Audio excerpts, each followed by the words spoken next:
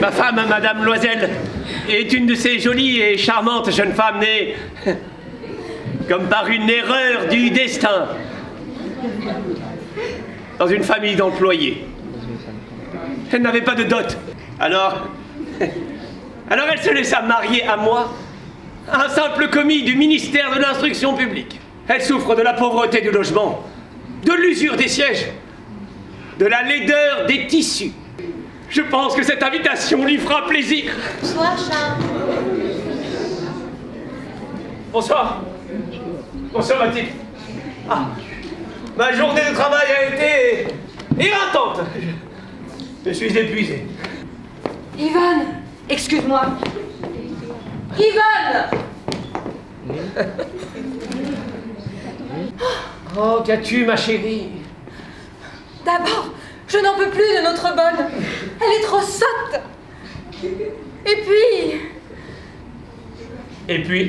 Et puis, je songe aux antichambres muettes, capitonnées avec des tentures orientales, éclairées par de hautes torchères de bronze. Je songe au grand salon vêtu de soie ancienne. Jamais. Bon, vous êtes amis pourtant. Il faut voir ses robes, ses bijoux. Je me sens salie, humiliée. Elle est riche, tu comprends, riche. On n'est pas malheureux. Oh, toi.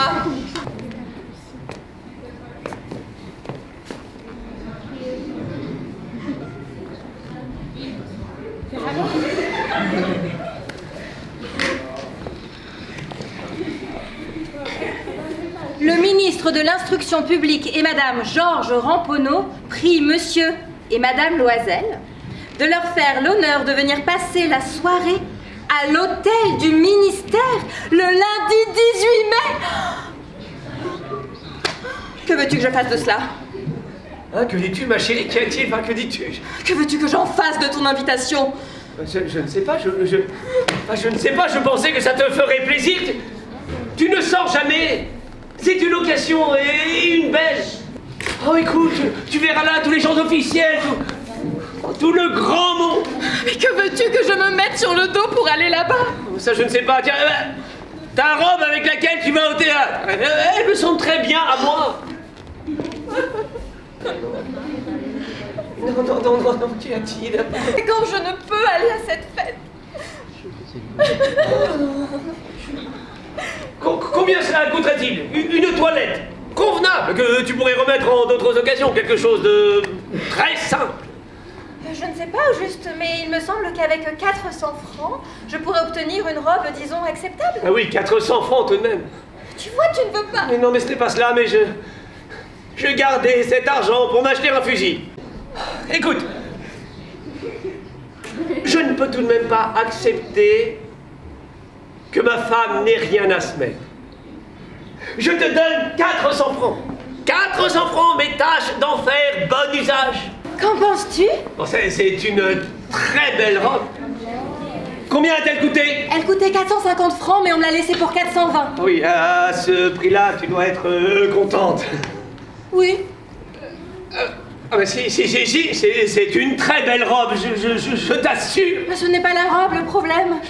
Cela m'ennuie de n'avoir pas un bijou, pas une pierre, rien à mettre sur moi. J'aurais l'air misère comme tout. J'aimerais presque mieux ne pas aller à cette soirée. Maintenant que la robe est à acheter, tu n'y penses pas, enfin... Oh non, tu n'y penses pas, ce n'est pas possible. Je ne sais pas, tu mettras des fleurs fraîches. Il y a bien une autre solution. Laquelle? Oui, une autre solution, des bijoux factices.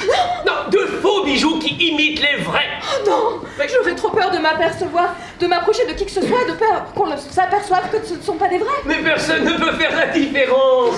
Moi, je le saurais, je le sentirais, je ne penserais qu'à cela. Ma soirée serait gâchée, à quoi bon y aller dans ces conditions?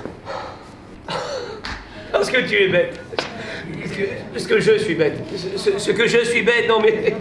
Va chercher, va voir ton amie Jeanne. Oui, Jeanne Forestier, et demande-lui de te prêter des bijoux. Ben, vous êtes bien assez amis pour faire cela. Ma femme arriva chez Jeanne Forestier.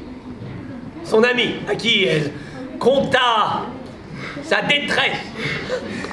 Jeanne se leva, se dirigea vers son armoire à glace, en sortit un gros coffret, l'apporta, l'ouvrit et dit « Choisis, ma chère, choisis.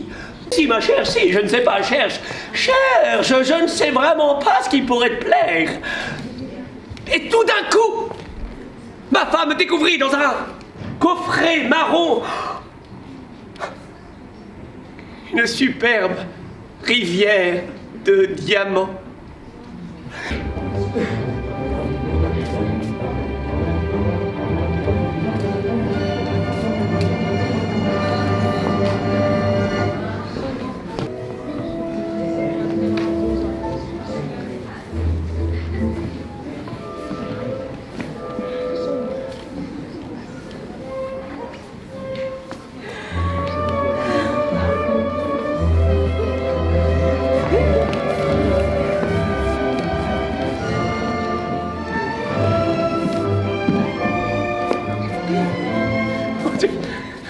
Tu es magnifique. Tu es magnifique. Viens, allons-y. Viens, éloignez le chemin. Tu n'as pas froid? Viens avec moi. J'ai froid, peut-être. Oui, ah, merci. Oh, Charles.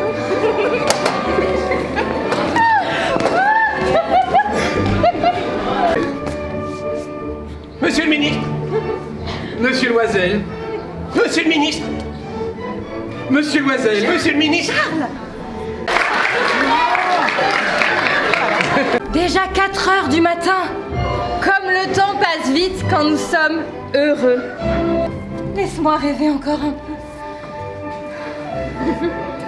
Très bien. Allons-y. Viens, par là. Vous êtes chez vous.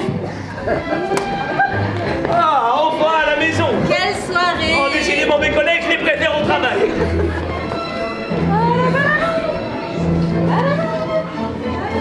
Ah, comme je me suis amusée. Monsieur le ministre.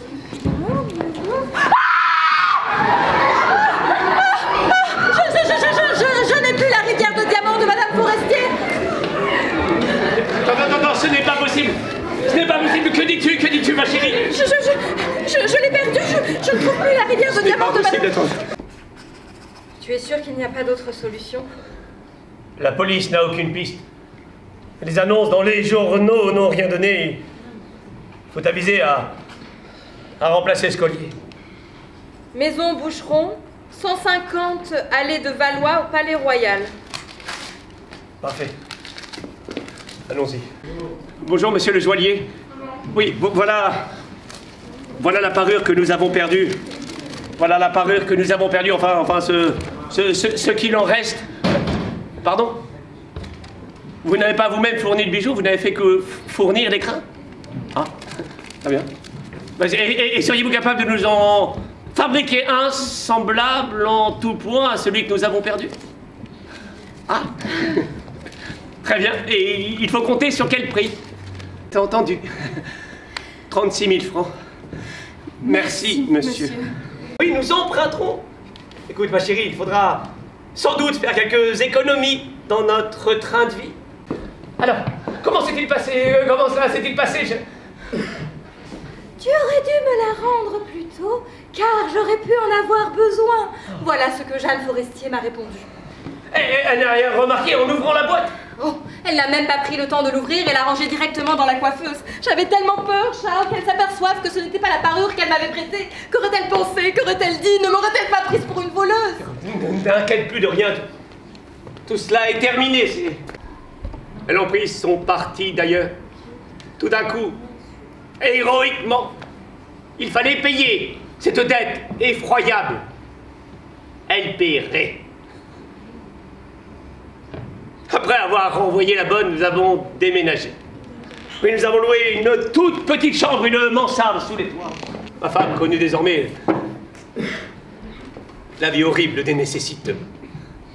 Et chaque matin, elle descendait les ordures à la rue. Je me suis mis à travailler le soir. Cette vie a duré 10 ans.